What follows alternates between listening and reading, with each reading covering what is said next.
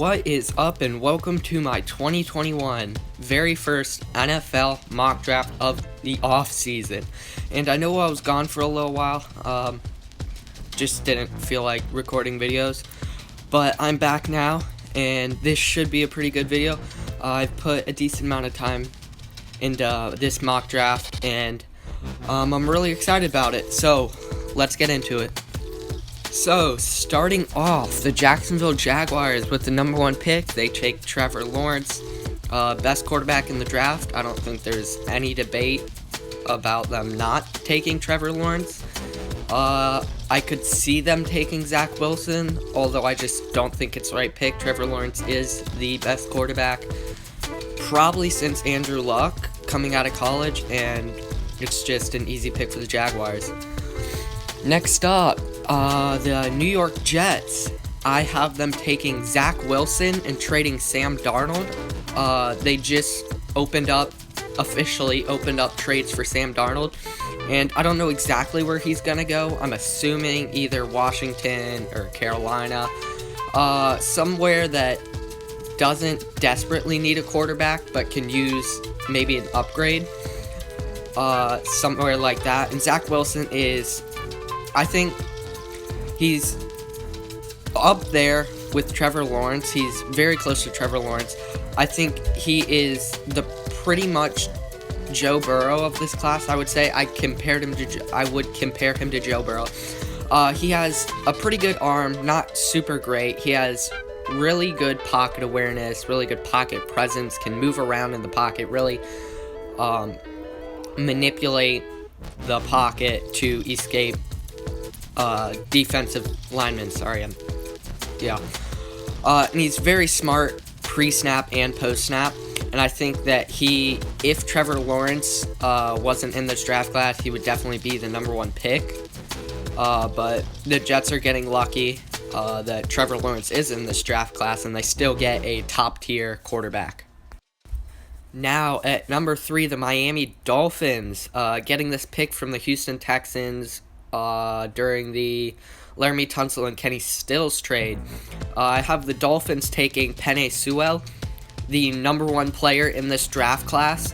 He is by far the greatest offensive tackle coming out of college that I've ever seen, although, I haven't been around football too long to see much better. But he's just an absolute mauler on the field. He is big frame, very strong, very unstoppable in the run game, and he can hold his own in the passing game as a pass blocker. And I think this pick will single-handedly fix the Dolphins' offensive line, because they have Austin Jackson at left tackle, they put Penei Sewell at right tackle, and they get to move Robert Hunt, who's playing right tackle right now, and move him to right guard, making not only their right tackle position better, but also their right guard better. So I think this is just an easy pick for the Dolphins, making their entire offensive line better and really giving Tua even more help.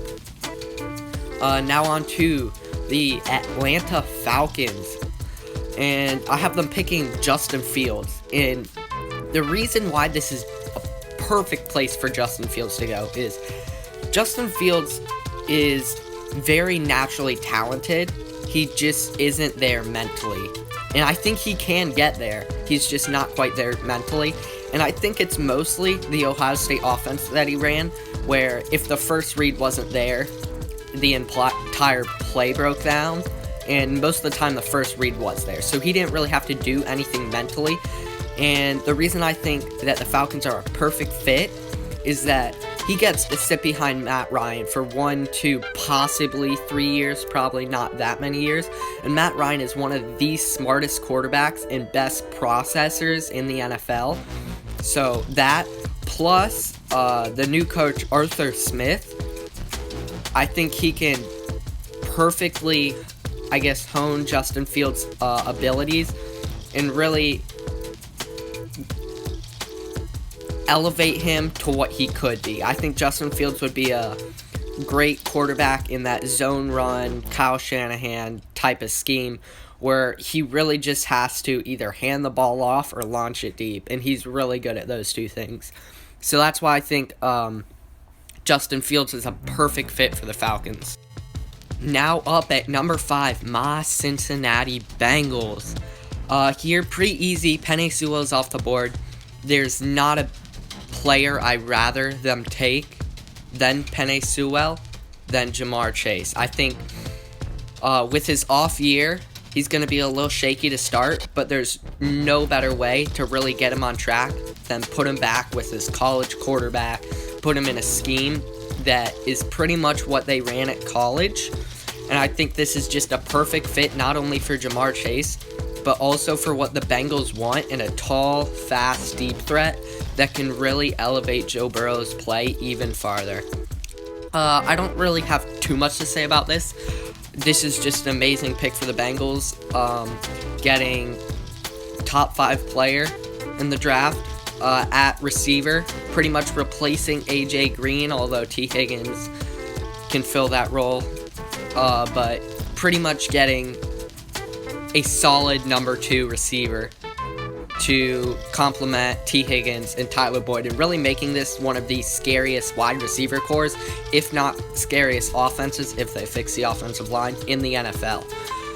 Now, on to the Philadelphia Eagles, who would love to take Ja'Marr Chase, but are getting the next best man, Devonta Adams, the Heisman Trophy winner in 2021.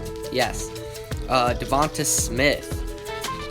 He is just a flexible piece. He can pretty much do anything you need him to do in the offense. And that's what the Eagles need. They need more speed. They need more versatility. And they just need someone that Jalen Hurts can lean on. And I think Devonta Smith is this guy. Not really too much to say. Devonta Smith is the piece that the Falcons have been needing. He's the piece that they tried to get in the past years, taking Jalen Reagor and J.J. Arcega-Whiteside and just not working out. And I think he's the real deal this time. Now at number 7, the Detroit Lions. And this was one of the hardest picks in the entire draft, because nobody knows what the Lions are going to do. They just traded Matt Stafford. They have a pretty much unknown coach, and nobody really knows what they want to do. Do they take a quarterback? Do they take Micah Parsons? Do they take a receiver? Do they take a tackle? Well, they do take a tackle. At least that's what I would do. I have them taking Rashawn Slater, and although I think this is kind of a reach for him, they would probably trade down for him, but there aren't trades in this draft. So I think Rashawn Slater is just the perfect heavy hitter, really, I guess, old school type of player that they want to build around. I feel this Lions team will go try and build more of a culture, being a tough team that nobody wants to play. They may not be good, they may not have many wins, but I think they want to be the team that nobody wants to play, and Rashawn Slater will 100% help them do that. He's a tough, physical run blocker, and he can really elevate this running game that was not so good for the Lions. Plus, he can contribute some stale protection for Jared Goff, their new quarterback. Probably don't want him getting injured. Probably don't want him to do the same thing that Matthew Stafford did, just get injured so much that he just couldn't play for the team anymore. So I think this is just a perfect pick for them, although kind of a reach. I just think Rashawn Slater is the guy that can really get the Lions going. Now, the Carolina Panthers. I have them taking Kyle Pitts, third best player in the draft behind Penei Sewell, Trevor Lawrence. Is he a tight end? Is he a receiver? I don't know. He's offense. That's what he is. He's an offensive weapon. He immediately makes any offense he's on better. If you watched Florida's games, you notice he is their entire offense. Every single play that Florida runs is through him. Whether he's getting the ball, making a lead block, or being a distraction. Every single play goes through Kyle Pitts.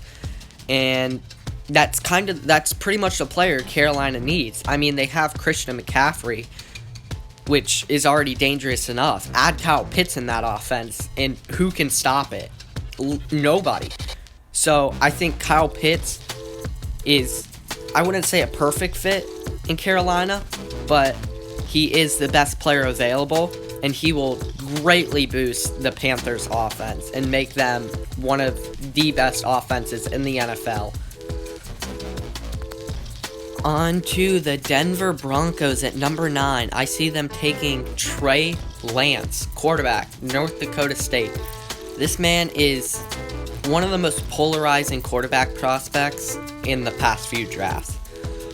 He's very mobile, has a very strong arm, accurate arm, but on the mental side, nobody really knows. He played against, I don't want to say bad defenses, but they're D2 defenses. They're not same level of competition that all the other quarterbacks played against.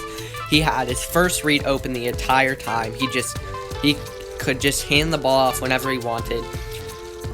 So that's why I think he is one of the most different prospects, because we know what he is from the physical aspect, but mentally we have no clue. And even though there is kind of a mystery of that, I still think that a quarterback is the best choice for the Broncos, because they can't go on with Drew Lock. Drew Lock's just not the guy. And I just think some healthy quarterback competition it either makes Drew Lock better, which is great. Trey Lance gets to sit a year, you get a good Drew Lock, or Drew Lock still sucks and you get Trey Lance. So I think this is, I guess I would say, a win-win for the quarterback situation and a win for the Broncos, because I guess not no matter what, but there's a good chance that they get a good quarterback next year, and I think that's pretty much what they need to make them almost a playoff team. Now at number 10, the Dallas Cowboys. They take Patrick Surtain. I mean, he's right up there with Jeff Okudah as one of the best corners in the past few years. Not really much to say. Their defensive backs were really bad last year. Need to get better. Taking the best corner in the class should probably help them do that. So really not too much to say about that pick. Just a pretty easy pick for them. On to the New York Giants at number 11. I have them taking Jalen Waddle, wide receiver, Alabama. He is pretty much, he's just the best player available. And I think the Giants, they just released Golden Tate. Might as well get Daniel Jones, another wide receiver to throw to. He's crazy athletic. He runs very sharp routes. He's quick in his releases and cuts, and he has pretty consistent hands. So, pretty easy pick, just best player available. Get the Giants another weapon on the offense. Moving on to number 12, where we have the San Francisco 49ers taking Christian Darisol. And although they may need a corner a little bit more than tackle, I just think tackle is the safer and I guess the higher upside maybe pick, because they most likely won't be able to afford Trent Williams this year. And I think Christian Darisol is the perfect replacement for Trent Williams. He is a very good run blocker, very strong, athletic, and very big. He is just the strong player that the 49ers need in their zone run offense, just to be kind of the quick anchor around the edge to really seal off edge rushers. And I think he would be a perfect replacement for Trent Williams. Now at 13, the Chargers taking Samuel Cosmi out of Texas, and this may be a little bit of reach. I think he is more of a mid-round first pick, or mid-first round pick, but they just need better pass protection. Brian Bulaga's getting a little older, and they really don't have another tackle, and I think Samuel Cosmi is pretty much I would compare him to Brian Bulaga pretty much, which is pretty ironic since they would be on the same team. But he is a amazing pass blocker, although he's a little weak in the run game. But I do believe that they need a tackle more than anything, and I think even if they have to reach, Samuel Cosmi is the right pick. Next up, Minnesota Vikings taking Creed Humphrey. They need an interior offensive lineman. Creed Humphrey is the best one in this class. I think if he didn't have the injury concerns that he does have, he would be a consensus top 16 pick. Although with the injury concerns, he is a little lower, but I am putting that aside for now and saying that the Vikings should take him at 14. It would really, I guess, fix their interior offensive line, which was their biggest weakness on the offense last. Now on to the New England Patriots, and I have them taking Mac Jones, quarterback out of Alabama. I just think he is a very safe pick, and he will fill the need of quarterback that the Patriots have. I would compare him to Tom Brady, not saying he will become Tom Brady, but I think he is a similar player as Tom Brady, as a pocket passer that is very, very smart. I think he has the best processor and decision making in the draft class. He is very smart, not the greatest arm, not very mobile, but can really manipulate the pocket and get out of trouble. And I think he has that very similar to Tom Brady, and like Tom Brady, I see him going to the Patriots.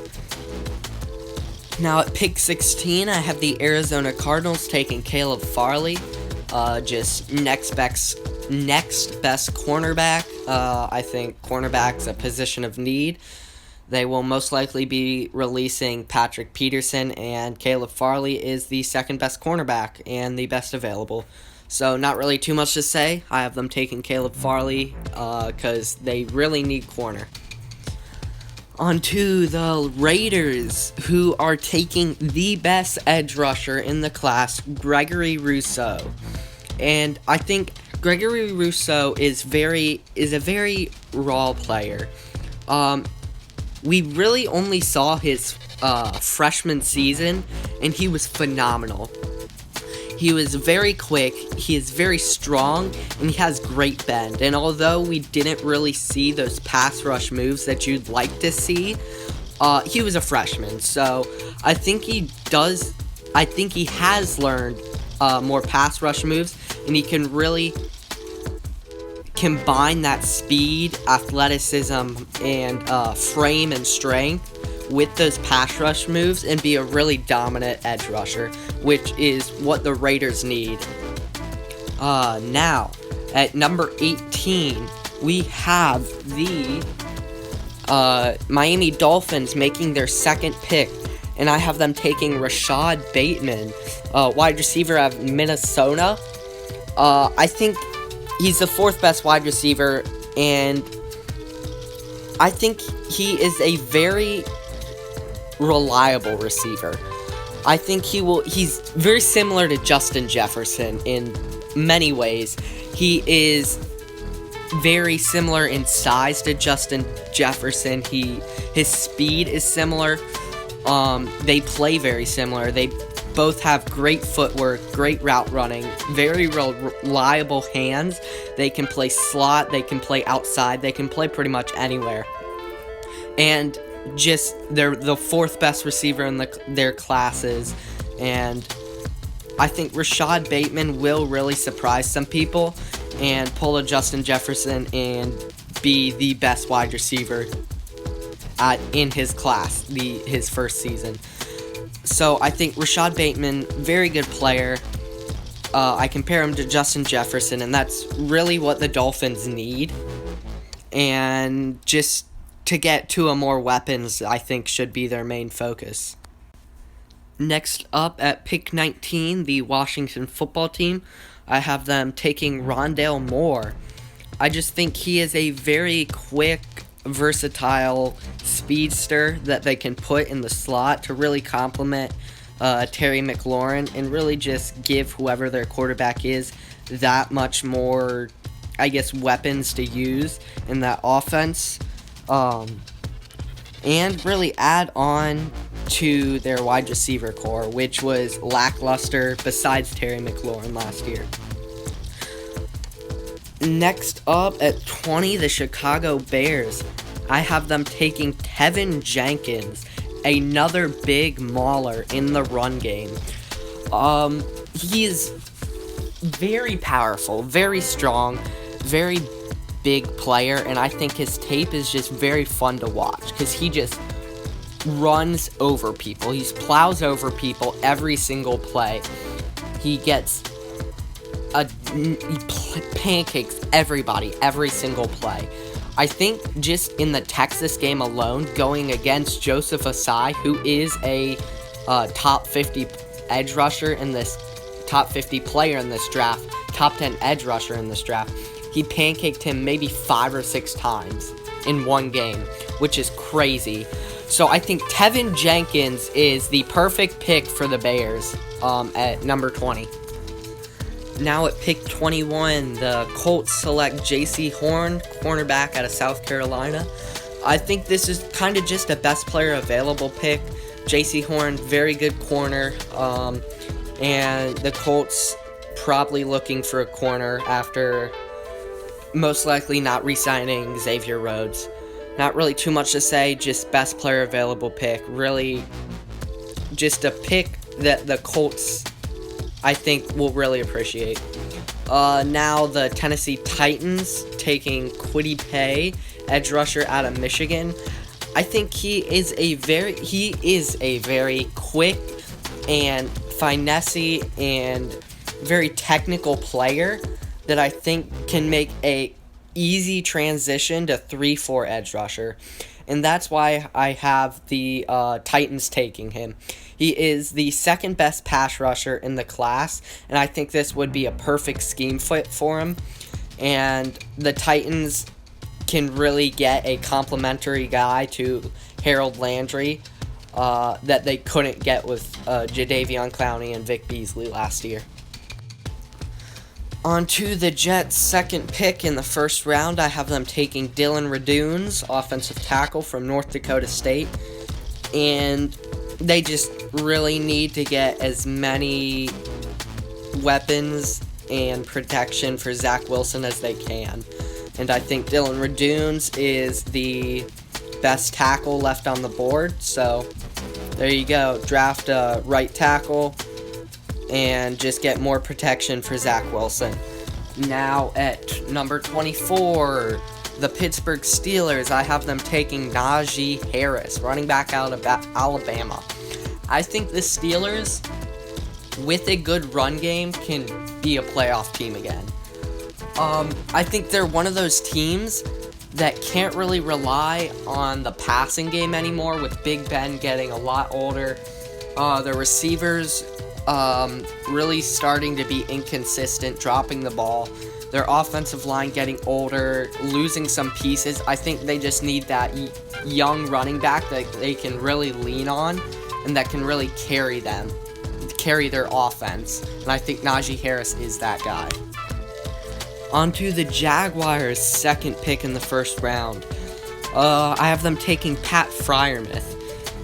Second best tight end in the class. He has very good hands, can make some great contested catches, and he is a solid run blocker too. And I just think that he is a good addition to really help Trevor Lawrence.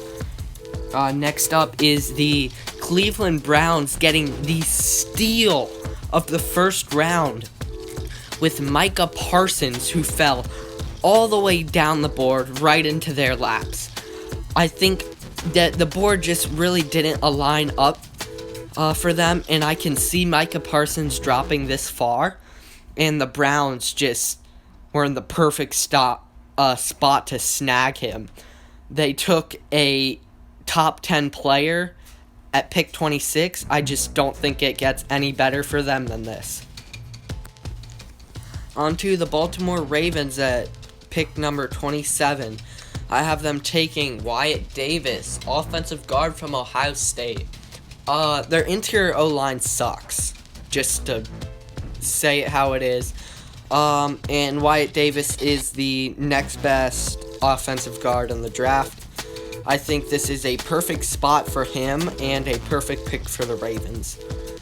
On to the Saints, and I have them picking Jeremiah Owusu-Koramoah, linebacker out of Notre Dame.